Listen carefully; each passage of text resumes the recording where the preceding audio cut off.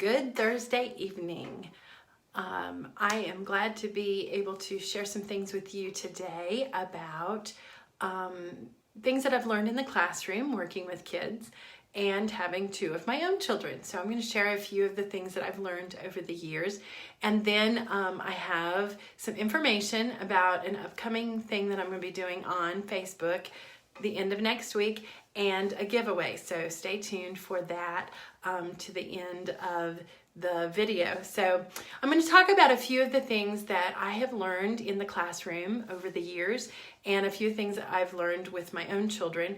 One of the things that I did not know until later on in my teaching career, actually in the last 3 or 4 years, is how important water is to kids. Kids, children, adults, all people. I did not realize the effects of dehydration. And dehydration has a big part in the classroom. I think there are so many kids today that are not drinking the water that they need. There's so many other things out there for them to drink and that they like to drink. And a lot of the things that we think, oh, it's okay if they drink it, it's actually dehydrating them more. And so water is so important. And it's a tricky thing in the classroom because you don't want to have water all over the classroom and spilled and all of those things, but yet they need that hydration. And so it's hard to kind of find that balance in the classroom. But one of the things that I do with my own children is we make sure that they have a good amount of water for breakfast and a good amount of water for dinner. And then we have them drink some water after school. And so then they're kind of balancing out what they might not have gotten throughout the day. And the more you exercise, the more water you need. But dehydration can play a part in stomach issues, which I see in my students sometimes. It plays a part in fatigue and mental clarity. You're much more clear with your thinking when you have enough water and you're hydrated. And so that's the first thing that I try to check with my kids at home. And then I ask my students, have you had enough water to drink today? Dehydration can bring on headaches and it can bring on a lot of other physical side effects besides just not having enough water. So that's the first thing that I talk to my students about at the beginning of school is get that water in you and make sure that you are hydrated. So that's a really good tip. Another one, in today's world, we have so many items with sugar in it, and sugar really does play a part. It plays a part in a lot of the things of our health. Gut health is something that I've learned a lot about. And when we have that sugar in our body, it changes our glucose levels. It changes a lot of other things in our body. And it changes our reactions. It changes our emotions. It changes our mental thinking. And so sugar really plays a big part in how the students act in the classroom and how my own children act. If my kids at home have had a little bit of sugar, I can almost tell within 5 or 10 minutes because it alters the way that they act sometimes. And my students are the same. I had a student recently that just had a rough morning. I didn't know what was going on. And I pulled the student over. I said, hey, what's going on? Oh, well, I think it might be because I ate a candy bar for breakfast. Yeah, I think that probably did have something to do with it because it was just this bouncing off the walls kind of behavior. And so we talked a little bit about some other choices that we could make for breakfast in the future. So just watching the amounts of sugar and replacing those sugars with vegetables. If you can get them to eat some vegetables, that really helps. I had a student tell me this week they were having trouble. Their stomach wasn't feeling good. So I asked a couple questions. You drinking your water? Are you eating your vegetables? And the answer to both of those was no. And so I said, you might think about having some extra water, eating some vegetables. And I know with my kids at home, those two things make a big difference in how their body functions. So putting some extra vegetables in there. And kids always say, well, I don't like those. But a lot of the kids that I've talked to have never tried some of those vegetables. And one of the things that my son has recently learned to love is kale. We've started having kale at home. Tony loves kale, and he's made it for the kids, and Tibby just loves it. He loves kale. And so that's a really healthy, good vegetable for kids. It's got lots of fiber, and it's got lots of healthy nutrients in it. So just trying those different vegetables till you find one that they like, or maybe making them in a different fashion or different manner. My students recently, we had sack lunches and they always put carrots in the sack lunch, and the kids were like, oh, I don't want to eat the carrots. So what I did, I took a carrot and I used, eating it to make a little shape out of it. I made a little mushroom shape out of it. And I showed the kids. I said, look, I made a mushroom out of my carrot. All the kids got out their carrots, and you would not believe how many carrots were gone just because I made a little shape out of my carrot. They were having a blast eating carrots. So sometimes it's just about making something fun, and it gets them interested. And if they keep doing it and keep doing it, pretty soon they're going to want to eat carrots. They're going to like them. Their bodies are going to get used to it, and their bodies are actually going to crave those things. So vegetables are a real good way to fill in for the sugars that we're kind of getting away from. Another thing is to be careful of the ingredients and the dyes and the chemicals in some of the foods. I've had different students in the past, and some of them would say, oh, every time I drink such and such. And Gatorade's one that I've had kids have trouble with. There's a lot of different dyes in them, and I've had certain kids tell me, every time I drink the blue Gatorade or every time I drink this, I'm having stomach issues, or I'm having headaches, or I'm having a different reaction. Some of them actually get hyper from some of the chemicals and the dyes in the food. The red and the blue and the different things that you'll read in the ingredients. So another great way to help kids out is to teach them how to read the labels and look for certain things. Some of the artificial sugars can really have an adverse reaction. I know I am allergic to the sucralose, the aspartame, the fructose, several of those. I have a real hard time with those. I get really sick if I have those.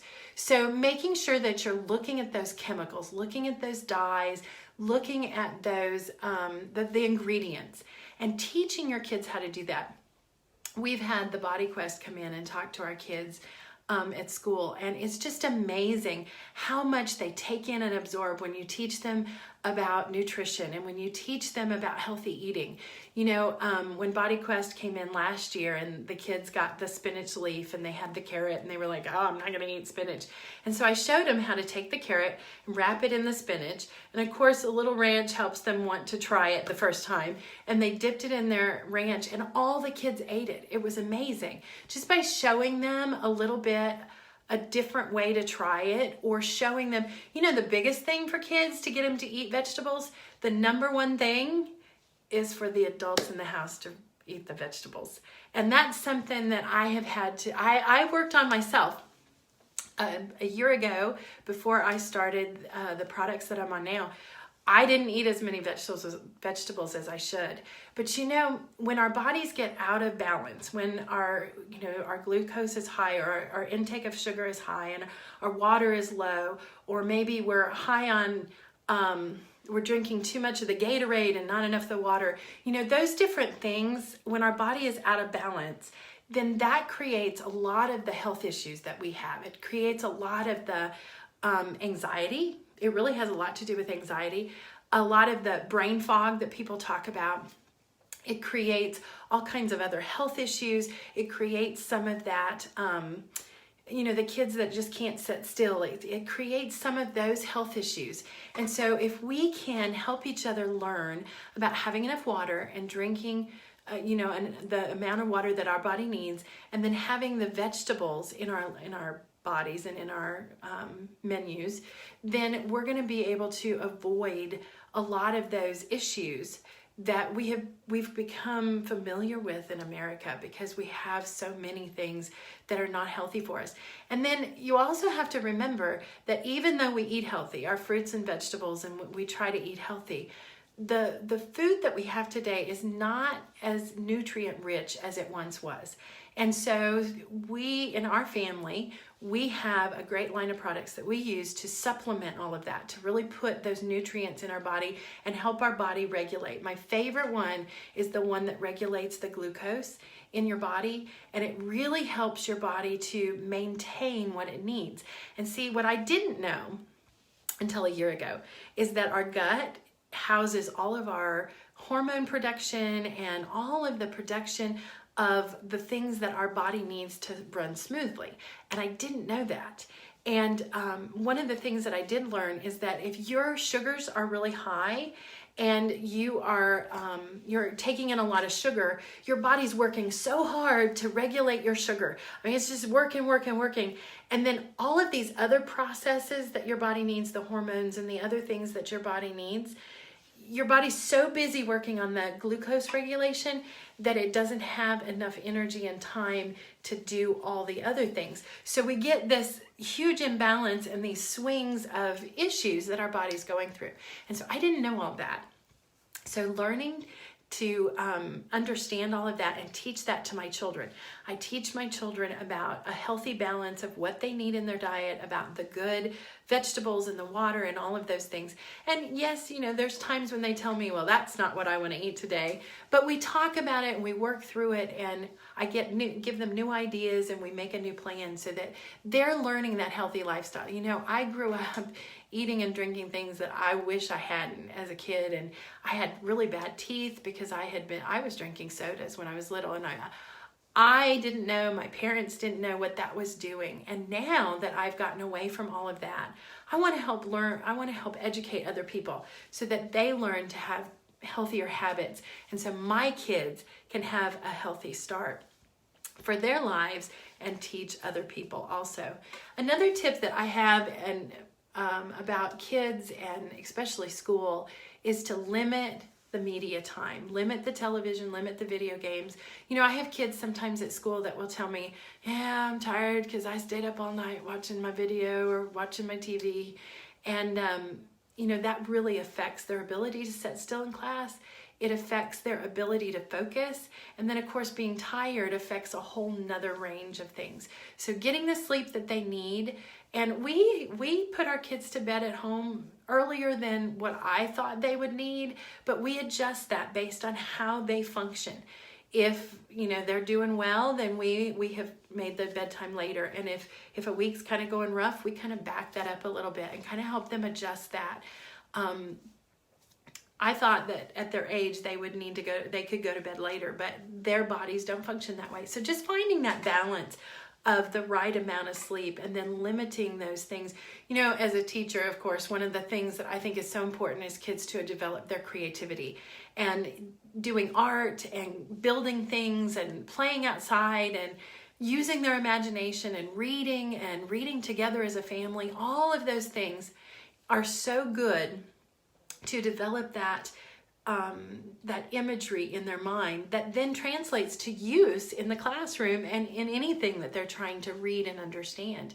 Also, board games and those old-fashioned card games and the things that make them think about problem solving and strategy. Even putting a puzzle together is a great thing for kids to do as they're learning and growing, and it keeps our mind sharp. That problem solving, figuring out how things fit together, it keeps our mind sharp, and it helps us to continually grow and learn. And I have found so often that kids who don't play the board games, the card games, put the puzzles together, the kids who don't do those really struggle with organization. They struggle with problem-solving skills. They often have a harder time being able to follow directions and follow step by step, a 3-step direction. They really struggle with those things. So there's a lot of good in just sitting around and reading together and imagining and playing games and doing some of those strategic board games. So those are really good for kids in developing their mind. And it keeps us sharp too, as we grow and age, and we've got to keep our minds sharp too. So those were good things. One of my favorite memories was doing puzzles with my grandmother growing up. Every winter, there was a puzzle out in her living room all the time, and I couldn't wait to go over and work on that with her. So that's a great memory that you can have with kids, with grandkids, with your kids. It's just a great way to use your time. And then one of the things that I use in my classroom that's really helpful for kids are called brain breaks. And I learned about these years ago.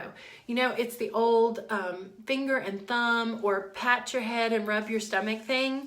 That is actually what they consider a brain break. And brain breaks actually cross the midline of your brain. They cross over, and it helps your right and left side of your brain and the right and left side of your body work together. I use these in my classroom all the time. And I have seen it help kids who have a hard time with balance. I've seen it help kids who have a hard time being organized. I have seen it help kids who need to grow in their maturity. I have seen this help so many different things, and my students love it. We love doing our brain breaks, and it's something that they can do. You know, the thumb and finger one is my favorite one, and I teach my students to do this, and you can teach your kids or your students to do this, and they can actually do this during a test, and it doesn't bother anybody. And what it does is it refocuses your brain. It crosses the midline of your brain and makes connections so that you can focus and have better clarity and continue with the test. So I teach my kids to do that. And there's a whole gamut of brain breaks that we use in our classroom. I teach them all kinds of other different ones. But brain breaks, the kids love them, and I have usually several students who will use them, especially even during state testing. They'll use those to kind of refocus themselves, and they can do it quietly and doesn't disturb anybody. So those are just a few of the things that I have learned in the classroom. And I told you I was going to tell you about a giveaway and an upcoming event. I am preparing an event that's going to give you more information about the gut health that I was sharing about earlier in the video, about the vegetables and the water and the hydration, and how your body regulates your glucose, and how your body, your gut health has a lot to do with how your hormones are produced in your body. So starting next week, I'm going to be inviting people to join me in a journey of learning a few things. I'm going to create a private group, and you're invited to that group. All you have to do is send me a message that you would like to be included in that group, and I will have some videos and some different information for you to look through at your convenience, and just make a comment. And if you comment on any of the videos in my little group, you will be entered into a drawing for a prize. So it's my way of sharing the information that I have gotten recently. Over the last year, I've been learning so much. I am getting healthier every day. I feel better. I have more energy, and I have more mental clarity. I sleep better, and my whole life has changed because I'm feeling better every day. And I remember a year ago how I felt. I don't want to go back there. I don't want to be that person anymore. And so I am getting better and better every day. And I want to share that with you. So all you have to do, send me a message. Tell me that you want to be in my private gut health group, learning group, my private gut health learning group, or just send me a message, say, hey, I want to be in that group you were talking about. Just send me the message and tell me you want to be in the group, and I will put you in my group. And then towards the end of the week, I will let you know when the contest starts, where you can earn some free prizes, and I will tell you about those later. But stay tuned and send me a message to let me know you want to be part of my gut health group. And I would love to have you join me in the journey of getting healthy and spreading gut health to everyone. If we can help each other, then we can get back to a healthy place and be happier and healthier every day. So I hope you'll send me that message and let me know that you want to learn and earn, because you're going to earn some prizes. So send me that message and I'll put you in my group.